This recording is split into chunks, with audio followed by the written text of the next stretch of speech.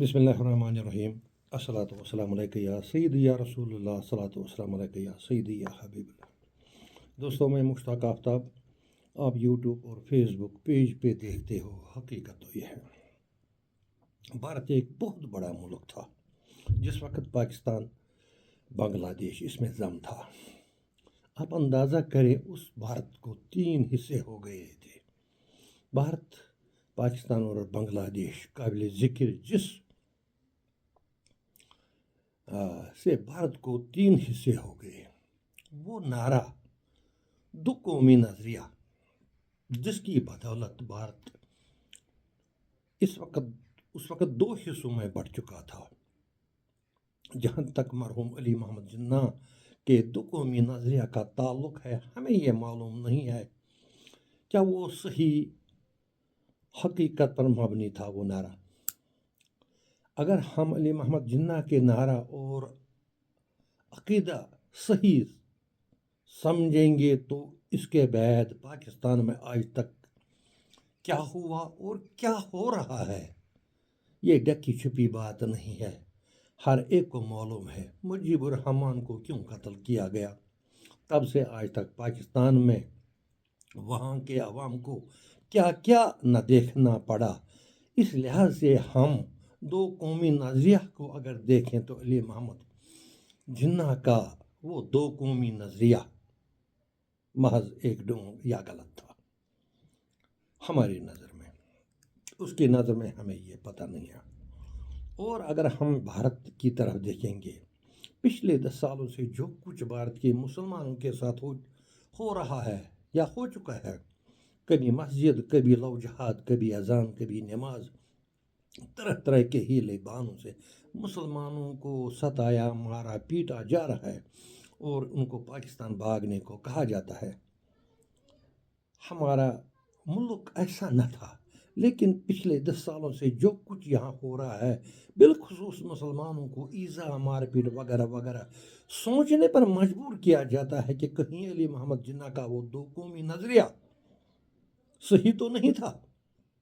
حالانکہ بھارت کے پڑھے لکھے اور سیکولر لوگ موجودہ اس نظام سے بہت ہی خائف ہے، نالاں ہے، کیونکہ بھارت سوشل اور سیکولرزم ملک ہے۔ یہاں ایسی چیزیں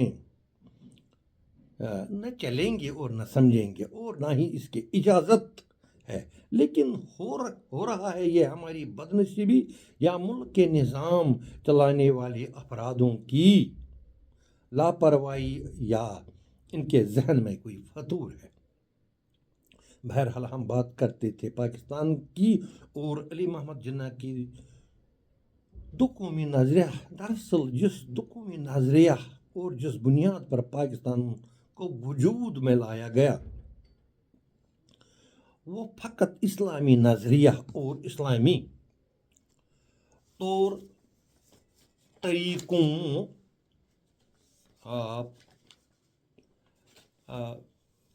پر ہی منحصر تھا۔ اسلام کی ہی وجہ سے وجود میں لایا گیا اور وہ نعرہ آج بھی پاکستان میں آئے روز وہاں کے لوگ واقعی دیتے ہیں۔ وہ نعرہ کیا تھا، کیا ہے؟ پاکستان کا مطلب کا کیا، لا الہ الا اللہ۔ یہ وہ اسم اعظم، یہ وہ اسم مبارک ہے جس کا وزن 18,000 عالمین، کوئی جبلی اور کوئی طور نے بھی اٹھانے کی جسارت نہیں کی۔ اسی اسم اعظم کی بدولت کوہ طور کو ریزہ ریزہ ہو گئے اور حضرت موسیٰ علیہ السلام بے ہوش ہو گئے۔ لیکن پاکستان کی بدنصیبی ہو کیا رہا ہے، وہاں اس اسم اعظم کو ادھر سے ادھر اور اس کا مطلب ہی کچھ انہوں نے بگاڑ دیا ہے۔ بدقسمتی سے روز اول سے ہی وہاں پر سیاسی میدان میں فوج کا راج رواں دواں، جو آج بھی رواں دواں جاری ہے۔ کبھی آج تک صحیح سیاسی میدان کو سجنے سنورنے کا موقع نہ دیا گیا۔ مجیب الرحمان اور اس کے خاندان کو اسی فوجی راج نے ختم کر کے بنگلہ دیش بنانے پر مجبور کیا۔ فوج جسے چاہے وزیر اعظم اور صدر پاکستان بنانے کی مجاز ہے۔ اور جب چاہے ان کو کرسیوں سے گرا دیتے ہیں۔ 70 سالوں کے بعد وہاں پر ایک نیک اور بہادر بے باک لیڈر، عمران خان جیسا لیڈر پاکستان کے عوام کو ملا تھا، جس نے وہاں کی فوجی آمریت کو انکار کیا تھا۔ لیکن پچھلے 2.5 سالوں سے جس طریقے سے اس کے ساتھ سلوک کیا جا رہا ہے، اور پی ٹی آئی کے عوام، جس میں بوڑھے، بچے، مرد، عورت اور جوان لڑکیاں شامل ہیں، ان کے ساتھ کون کون سا ظلم، جبر، قہر جو ان پر نہیں ڈھایا گیا ہے، انسان کی روح کانپ اٹھتا ہے ایسے ضلالت اور ایسے قہر و جبر پر۔ پی ٹی آئی کے ورکروں کو لگاتار جیل تنہائی کاٹ رہے ہیں۔ 2.5 سالوں سے لگاتار عمران خان مسلسل اسیری زندان بلا وجہ ہے، لیکن پھر بھی وہ فوج کے مداخلت کو نہیں مانتا ہے، جس کی وجہ سے اس پر آئے روز اذیتیں دی جا رہی ہے۔ پچھلے 75 سالوں سے پاکستان کو فوج نے نوچ نوچ کر کھا رکھا ہے یا کھایا ہے۔ انہیں فوجی حاکموں اور نواز شریف خاندان، پیپلز پارٹی کے سیاستدانوں نے اگر صحیح دو قومی ان تینوں نے مل کر کھایا ہے۔ اگر یہی واقعی دو قومی نظریہ ہے تو یہ دو قومی نظریہ پاکستان والوں کو ہی مبارک ہے۔ خداوند کریم ایسے نظریہ، ایسے دو قومیہ نظریے سے ہمیشہ کے لیے ان کو اللہ تعالیٰ ہمیشہ کے لیے بچائے، اور ایسے نعرے سے مسلمان محفوظ رہے۔ غیروں کی تو کوئی بات ہی نہیں۔ رہی بات اب عمران خان کی، میرے خیال میں عمران خان کو اب وہاں کی فوجی آمریت جو عنصر نو اب دوبارہ منظم طریقے سے آئی ہے، اب میرے خیال میں جہاں تک میرا سوچنے سمجھنے کا تعلق ہے، اب عمران خان کو وہ جیل میں ہی مارنے کی کوشش کریں گے، ان کو قتل کرنے کی کوشش کریں گے۔ لہذا یا عمران خان کو اگر چھوڑے گا وہ وحدہ لا شریک ہوگا، یا وہاں کا عوام ہوگا۔ وہاں کے عوام کو چاہیے وہ بلا خطر بے خوف ہو کر باہر نکلے، اور ان فوجی آمریت اور مکاری حکومت کے خلاف بلائی ہوئی دیوار کی طرح بن جائے، ورنہ ان کا محبوب لیڈر بچ نہیں پائے گا۔ اگر پاکستان کا عوام